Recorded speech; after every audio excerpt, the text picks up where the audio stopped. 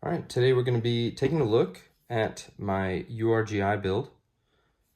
I'm also going to be giving kind of my review or final thoughts of the Geissele URGI upper receiver itself. I'm going to split this up into two sections. I'm going to split the upper from the lower and then go over each component individually.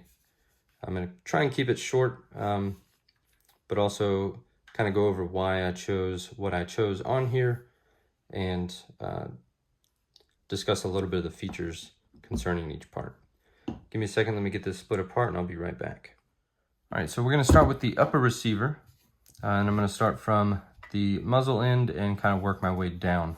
As you already know, the Geissele URGI does ship with the Surefire 4-prong flash hider. As you can see up there, the barrel is threaded 1/2 by 28, but this one in particular is pin and welded in place, as you can see there, due to the 14.5-inch barrel length. The flash hider itself does an awesome job at mitigating flash. I've virtually seen none, whether that's low light shooting or even during the day.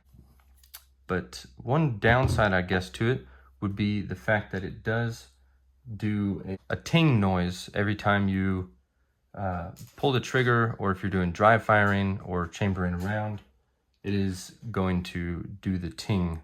And I'll kind of demonstrate that here. And that's kind of what you hear every time there's any type of movement on the barrel or the bolts. So the Geissele URGI also ships with the Mark 16 handguard. In my opinion, this is an awesome handguard, mainly due to the versatility and the amount of attachment points you have on here. Tons of M-lock space, Picatinny all the way across the top. It just gives you a lot of options for attaching anything you really want to attach. The light I decided to go with is the Surefire Scout Light Pro in tan. I did do a video over the Surefire Scout Light Pro, and I'll go ahead and link that up top for you to check out if you want to check it out. It's a great light. It's 1000 lumens. It's got the Z68 tail cap, so you've got a momentary on by just barely pressing, and then you've got a constant on by clicking all the way in. One thing I will mention is somebody did comment on the video about this screw not tightening all the way down, and so their light was still articulating back and forth through going to the range and whatnot. What I do recommend is loosening this all the way out, taking some blue Loctite and torquing this down to the torque specs that you would torque your M-lock attachments to. I believe it's 25 inch-pounds, but if I'm wrong, I'll go ahead and put this down at the bottom of the video of what Magpul recommends metal on metal M-lock be. But yeah, that seemed to alleviate any type of loosening or articulating when I don't want it to. I'm sure someone will ask, so I'll go ahead and mention this, but why I don't run a tape switch on the top of my Picatinny rail to the light. And the reason I don't, while tape switches do have a place and a purpose, for the particular purpose that I intend to use this rifle, I don't want to have any type of negligent discharges of light. You kind of have to make a deliberate effort to use the light itself. With it being shrouded with the Z68 tail cap, I do have to adjust my grip slightly to get my thumb on the switch itself. And then obviously here I'm using the Magpul M-lock rail covers, type 2. They have these in a multitude of colors, OD green, black. This is the FDE version. The reason I like these, I like them for the aggressive grip texture that they provide. It just gives you a nice area on the rail to hold. It also has properties of not getting too hot, and definitely the gassiness of the barrel that's on the URGI is definitely going to lend itself to be getting hot. The barrel itself, there was some, I guess, people had some problems with the finish that Geissele decided to end up going with on their barrels. They've since switched course. So the finish on this barrel is the black oxide finish, And then the finish on the new barrels is going to be mag phosphate. I'm going to take off the handguard so I can show you guys the finish on the barrel. Just give me a minute on that.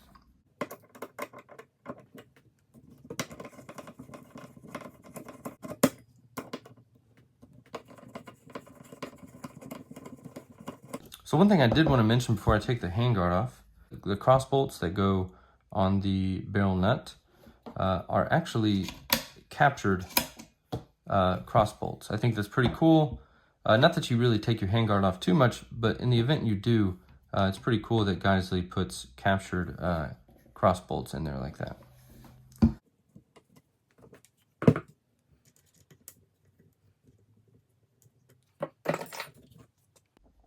All right, I got that handguard pulled off. So I'm pretty sure I mentioned it in some comments on the URGI video itself, but this finish seemed different as far as other black oxide finishes I had seen in the past.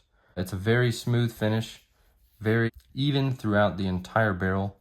I don't suspect there to be any issues in the future, but I also don't think it's something that's not fixable if there is an issue. Other thing about the barrel is, obviously, as you can see, it's a very gassy barrel. It is a crane spec gas port, so it is an enlarged gas port. It's going to be a different shooting experience, not much from your typical AR, but it is going to be a little bit more gassy. But thankfully, they did a good job on the airborne charging handle. It does an awesome job at mitigating gas away from the shooter's face. All right. Moving on back, let's take a look at the bolt and carrier. So I have roughly, I want to say 700 to 800 rounds on this bolt carrier group. And if you can see, there is, I'd basically say, no wear on the carrier rails.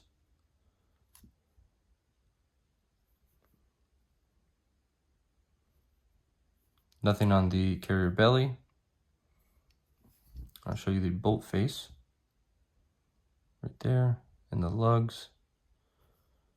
Nothing seems to be wearing off. Like I've mentioned in the REBCG video, these are some of the easiest to clean bolt carrier groups I've ever had. They just basically wipe everything off with a microfiber towel.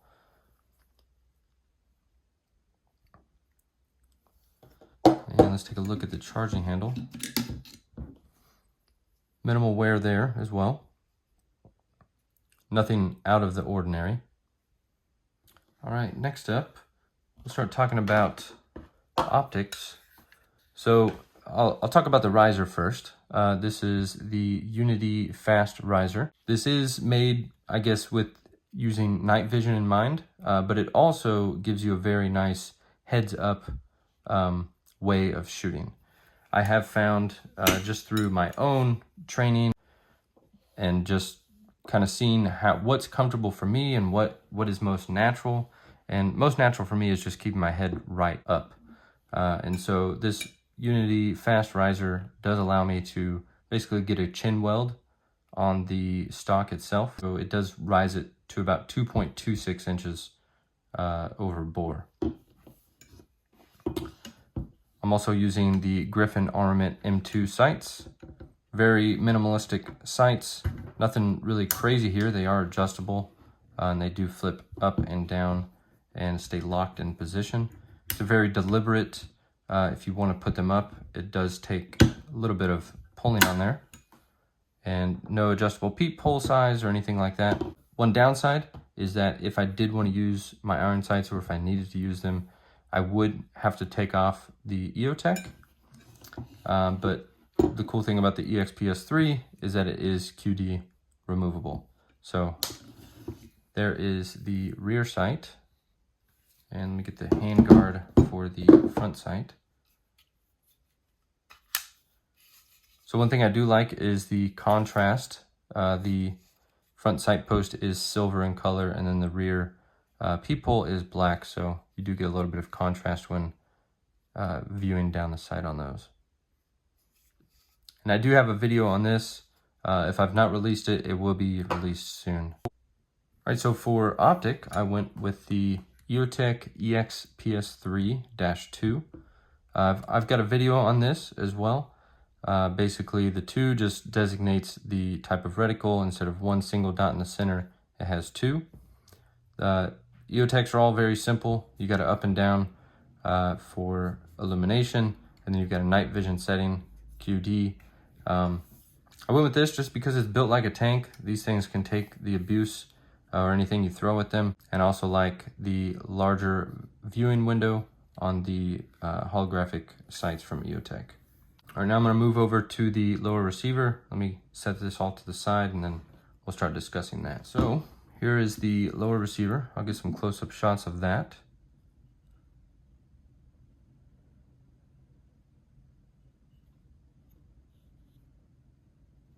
So first thing I'll discuss is the stock choice I went with. This is the B5 Systems SOPMOD Enhanced stock. I use these on pretty much all of my builds, mainly because I really like the plastics that they use here. It's a very durable plastic. It's got a little bit of an orange peel texture to it, but also because of the large width that you have right here for your cheek or chin weld, as well as the rubber on the back. It's a very soft rubber. These are very nice to shoot with. The other reason I went with this was for the battery compartments that you have in the rear here. And so because of the low battery life of the EOTech, it is always nice to be able to have some batteries on you. And so in back of here, you've got 2 tubes, and these are waterproof. So you've got some O-rings right there. And I do keep 3 CR123 batteries in here with some electrical tape to prevent conductivity from occurring on all 3. The reason I keep 3 is because the EOTech takes 1 and the Surefire takes 2. So if my light ever goes down, I've got some replacement batteries for that as well. And these just slide right back in there. In order to access the batteries, you do have to remove the stock. You can't rotate these because they would hit the buffer tube. So you do have to remove the stock to remove these. One thing I'll mention, on all of my SOPMOD stocks, I do take a Dremel to the edge because they do, when they produce these, it's a very sharp edge. So I just take a Dremel, maybe some sandpaper, and smooth that out. That way, when I am using the charging handle, I don't cut myself. I have cut myself in the past. You can see on my thumb right there. Not a big deal. Just it'll take maybe 5 seconds of your time to do that.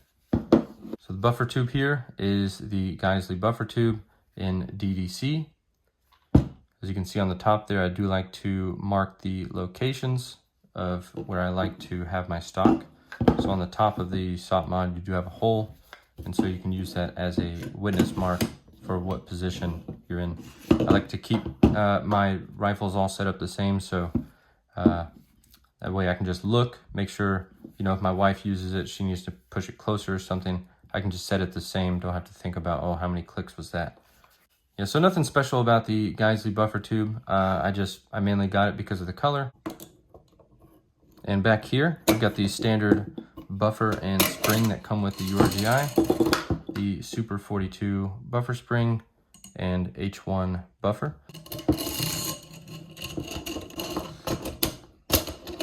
The grip I'm using is the Reptilia CQG grip in FDE, or they call it peanut butter as well.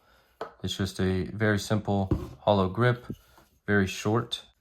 I really like this grip. One thing I did have to do was, again, do some more smoothing with the Dremel, just to kind of fit everything around here. This was kind of overlapping and pinching the middle finger. Not a big deal, super easy thing to do. The safety selector is the Magpul Noveski STS safety selector. This is ambi, and it's constructed of polymer, same polymers you find in anything Magpul. The thing I like about it, I like how thick it is, and it's also a short throw safety selector.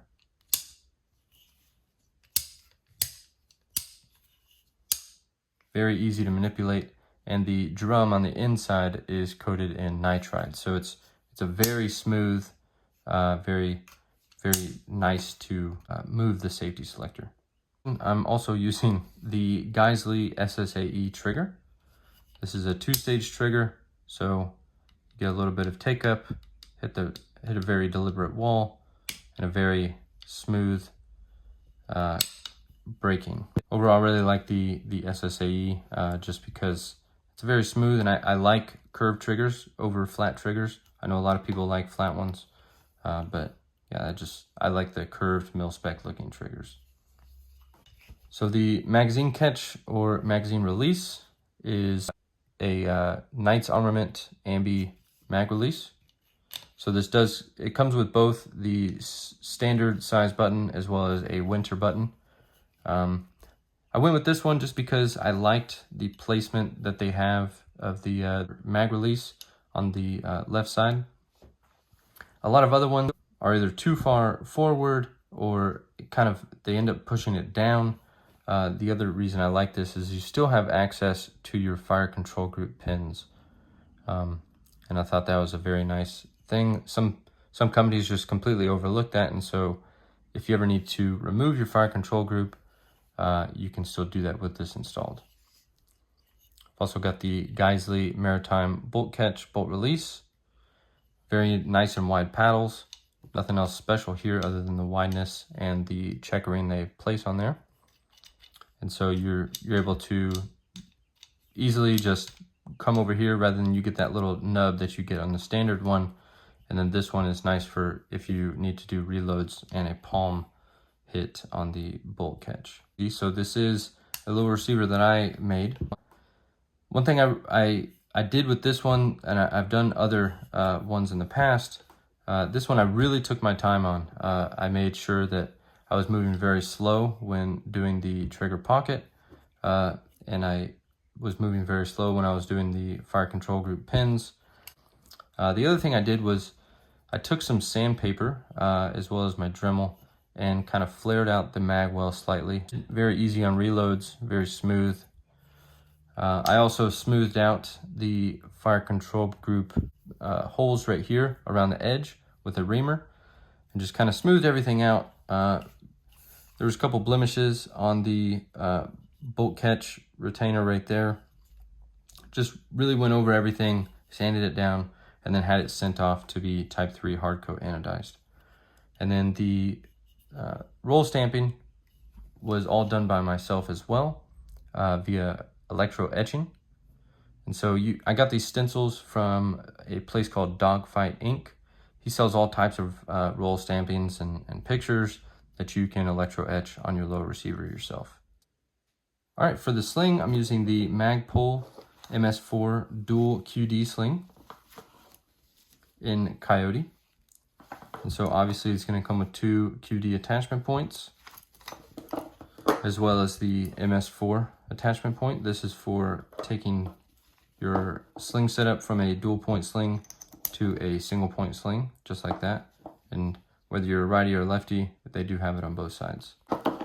Very simple adjustment loop right here. It's got some texturing on the sides, and this is polymer. I kind of like that because it's not going to be, dinging up against metal.